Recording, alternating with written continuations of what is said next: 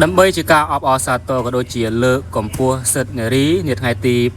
8មីនាខាងមុខនេះកីឡាករនីកម្ពុជានៅស្រីពៅនឹងមានវត្តមានប្រកួតលក្ខណៈ Women Tournament ដណ្ដើមមកុដដែលត្រូវប៉ះជាមួយនឹងកីឡាករនី3ប្រទេសផ្សេងទៀតគួរបញ្ជាក់ផងដែរថាកីឡាករនី3ប្រទេសនោះគឺសិស្សសង្តែជាកីឡាករនីដែលល្អក្នុងនោះផងដែរក៏មាន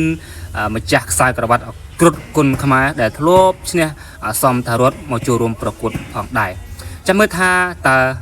កីឡាករនីនៅសេពើរបស់យើងនេះគឺគាត់ធ្វើបានល្អដល់កម្រិតណាយើងមានតែចាំ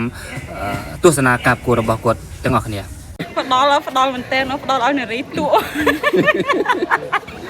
សក់ខ្លីសក់វែងមកអស់ដែរបងអតិថិជននឹងថ្ងៃប្រកួតនៅថ្ងៃសិទ្ធិនារីមានឈ្មោះប្រកួតផងហើយលេងលក្ខណៈធ្ងន់ទៀតណាមកប្រកួតមិនទាន់ដឹងណាណីផងឥឡូវលេង format ហ្មងធ្ងន់ហ្មងដាក់ធ្ងន់ហ្មងតែសំខាន់ក្នុងហ្នឹងមានចំណោមម្ចាស់ខ្សែក្រវ៉ាត់ដែលធ្លាប់ទៅដើមពីខ្មែរយើងបានម្នាក់ស្គាល់ច្បាស់ហើយបង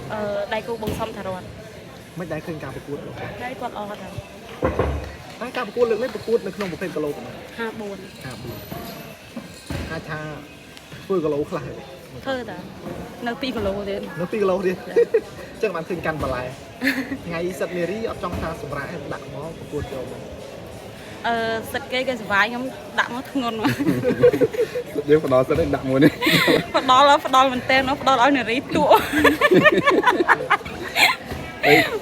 ឃើញដៃគូស្រីខ្សែក្រវ៉ាត់ហ្នឹងចាឃើញតែបងខ្សែក្រវ៉ាត់សក់ខ្លីសក់វែងមកអស់តែសេពើដែរមានខ្សែក្រវ៉ាត់ទៀតទេមានតែបងបានមកខ្សែមកខ្សែមកខ្សែទេប្រកួតណាបានមកខ្សែប្រកួតនៅវិមានឆ្នេះអូខេតែគាត់ថាចង់បានទៀតអីក៏មិនសូវមានឱកាសឬក៏មិនដែរ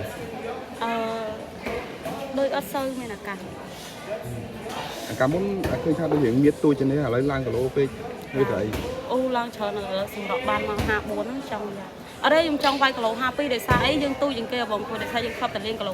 52តែយើងផ្អាកមួយរយៈទៅវាឡើងគីឡូទៅពេលអញ្ចឹងទៅយើងសម្រាប់មកគីឡូស៊ីន54 55សិនមកយើងលេង52 54ហើយការប្រឡូកនៅសមានវងគេដាក់រហ័សនាមអីគេអត់ដឹងទេតែកាលនោះគីឡូតូចជាងនេះតូចលេង52បងលេង52ចា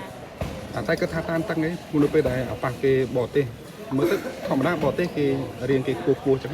យ៉ាប់តែខ្ពស់ហ៎បងបើយើងក្រុមសងគ្នាធម្មអាស៊ីអីមកដូច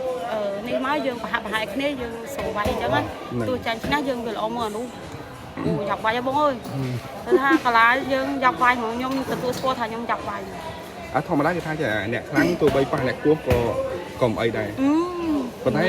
បើគេហាត់ដែរលោកដៃអត់ដល់ពិបាកងាយទេ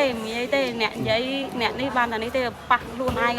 ពេលខ្លះសវេសវាដឹងវាយអីបាទអត់ជើងយ៉ាប់មកយ៉ាប់ឲ្យគាត់តែគេច្រងមក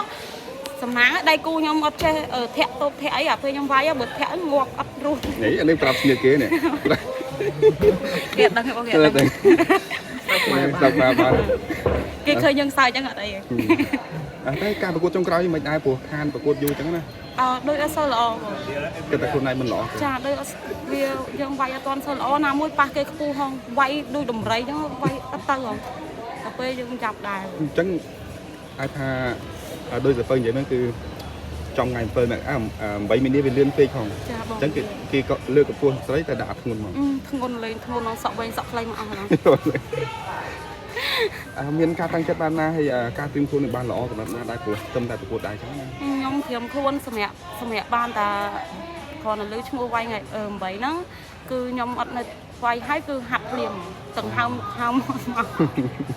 តែដូចលេងអីណាចាការត្រៀមខ្លួននេះអាចនិយាយថាជាការបែកគ្រួសារមួយរយៈដែរឲ្យបានទៅណាទៅនៅតែក្លឹបនិយាយរួមគ្រួសារខ្ញុំដូចមិនដែលនៅជុំគ្នាផងបងដល់ពេលទូប្តីខ្ញុំគាត់នៅហាត់និយាយរួមមួយខែអីជួបគ្នាម្ដងហើយណាមួយអាទិត្យអីចឹងដល់ពេលដូចទៅឲ្យទឹកក្មួយវាយអញ្ចឹងមិនជួបគ្នាជួបគ្នាពេលឲ្យទឹកដូចសង្សារនេះជួបគ្នាពេលឲ្យទឹកហ្នឹងចាអូយជាប់យ៉ាងណាទាំងណាធ្វើបានល្អព្រោះជាឱកាសធំខ្សែក្រវ៉ាត់ហើយថ្ងៃសិទ្ធិនារីទៀតមានអីនិយាយទៅកាន់អ្នកគ្រប់គ្រងសម្រាប់ប្រគល់នៅទឹកដីកំពង់ចាមក្នុងកម្មវិធីទឹកពិសា កម្ពុជាស្នេហ៍គុណខ្មែរ ចំពោះខ្ញុំមានតែខំប្រឹងណាបងចាអត់មានអីណាខំប្រឹង ហ្នឹងហើយ ខំ ហើយ ប្រឹង សង្ឃឹមថាស្ត្រីក្នុងខ្មែរទាំងអស់ជួយជូនពរស្រីពើទាំងអស់គ្នា ចាជួយជូនពរលើកកម្ពស់នារីទាំងអស់គ្នាជាមេដាមនៃពិភពលោក អរគុណបែប